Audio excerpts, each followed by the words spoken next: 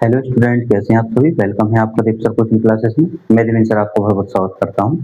आज हम लेकर के आए हैं रस। काफ़ी कमेंट आ रहे थे स्टूडेंटों के और रस से रिलेटेड हमें वीडियो भी बनाना था, तो ये क्लास आपकी काफ़ी टाइम से नहीं हो पा रही थी। तो यहाँ पर हम दो भागों का जो एक वीडियो है वो एक ही भाग में ला रहे हैं। यहाँ पर रस के हमें दो भाग बनाने थे,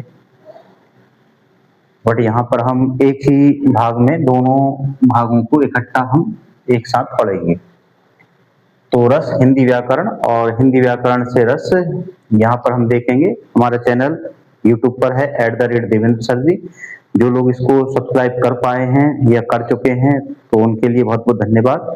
जिन लोगों ने अभी तक सब्सक्राइब नहीं किया है तो वो इसे सब्सक्राइब करें और बेल आइकन को दबाएं ताकि आप तक ये नोटिफिकेशन सबसे पहले पहुंच पाए। तो हिंदी व्याकरण में रस का शाब्दिक अर्थ, तो यहाँ पर हम जानेंगे रस का शाब्दिक अर्थ आनंद होता है। ठीक है, तो शब्द के रूप में जब हिंदी में हम कहते हैं तो आनंद, तो आनंद की अनुभूति ही क्या कहलाती है? रस कहलाती है।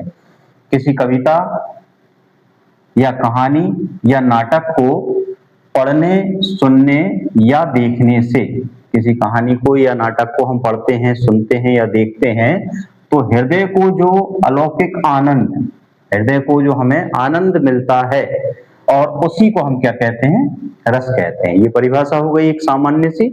रस को हम काव्य की आत्मा या प्राण तत्व माना गया है। ठीक है, तो रस को ही हम आत्मा काव्य की, ठीक है, लिखा हुआ जो भी है उसकी आत्मा कहा जाएगा रस, उसके प्राण कहे जाएंगे या कोई भी प्राण तत्व माना गया है। यहाँ पर बताया गया है आचार्य भरत मुनि ने अपने ग्रंथ, तो भरत मुनि जी का ग्रंथ है नाट्य शास्त्र। भरत मुनि जी का जो ग्रंथ है नाट्य शास्त्र, उसमें सबसे पहले रस का वर्णन किया गया है। सबसे पहले रस का वर्णन इसी में किया गया है, नाट्य शास्त्र में, जो भरत मुनि द्वारा लिखा हुआ है।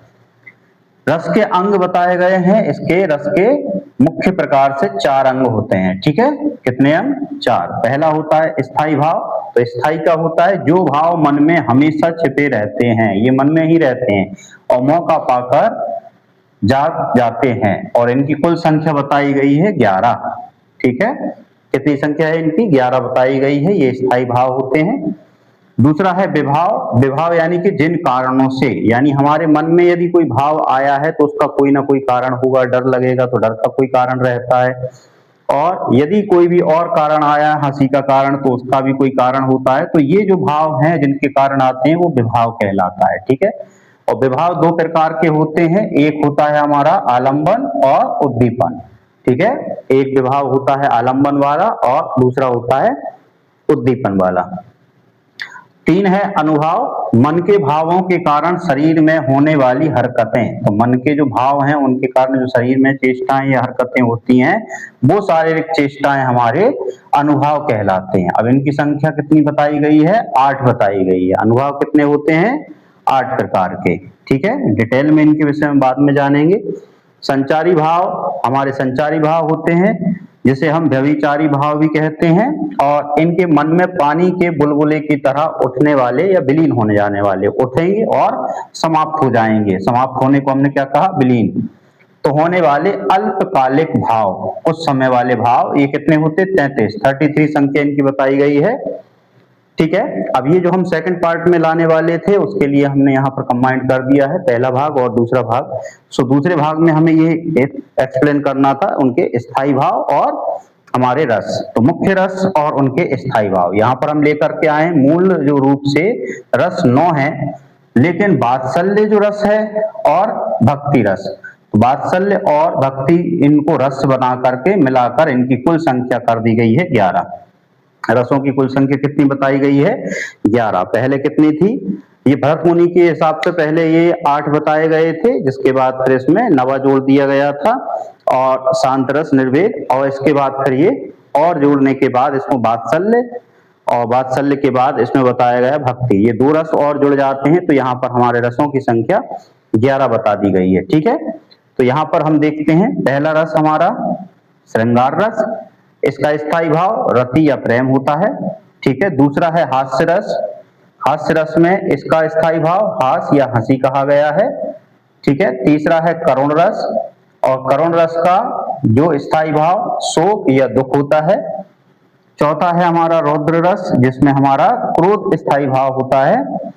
पांचवा आता है वीर रस, वीर रस में आपका स्थायी भाव है उत्साह, ठीक है। छठवा है भयानक, भयानक रस, और भयानक रस में जो भय, भय या डर हमारा इसका स्थायी भाव है। सातवां है विभत्स, विभत्स रस, और विभत्स रस में हमारे जुगुप्सा, ये इसमें घृणा, जुगुप्सा या घृणा, किसी चीज को देख करके हमें घृणा होना या जुगुप्सा होना, ये विभत्स कहलाता है, ठीक है। इसका स्थायी भाव जुगुप्सा कहलाता है। आठवां है अद्भुत रस, और अद्भुत का होता है विस्मय या आश्चर्य, ठीक है, विस्मय या आश्चर्य। तो आश्चर्य या विस्मय यदि होता है तो वहां पर हमारा अद्भुत रस होता है। नवा है शांत रस, जिसका होता है यहाँ स्थायी भाव निर्वेद या उदासीनता, निर्वेद या उदासीनता। दसवां है हमारा वात्सल्य रस, और वात्सल्य रस में हमारा स्थायी भाव होता है वत्सल, वत्सल का मतलब होता है माता या पिता का स्नेह या प्रेम। नेक्स्ट है और लास्ट है ये हमारा भक्ति रस, भक्ति रस में आपका भगवत रति यानी भगवत यानी भगवान की भक्ति, और रति या ईश्वर प्रेम, ठीक है। तो यहाँ पे हमने कंप्लीटली ये रसों को जान लिया है। हमारे चैनल को सब्सक्राइब करें @देवेंद्र सर जी, यूट्यूब पर ये आपको मिल जाएगा। डिटेल में जो भी वीडियो आपको चाहिए ये यहाँ पर प्रोवाइड कर दिए जाते हैं।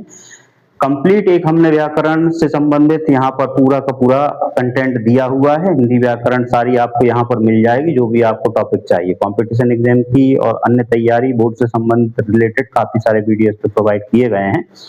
हमारे चैनल को सब्सक्राइब करें और लाइक और बेल के आइकन को दबा करके इसमें कमेंट्स भी करें यदि आपको और भी इससे रिलेटेड कोई वीडियो चाहिए। Thank you for watching this video, thank you very much.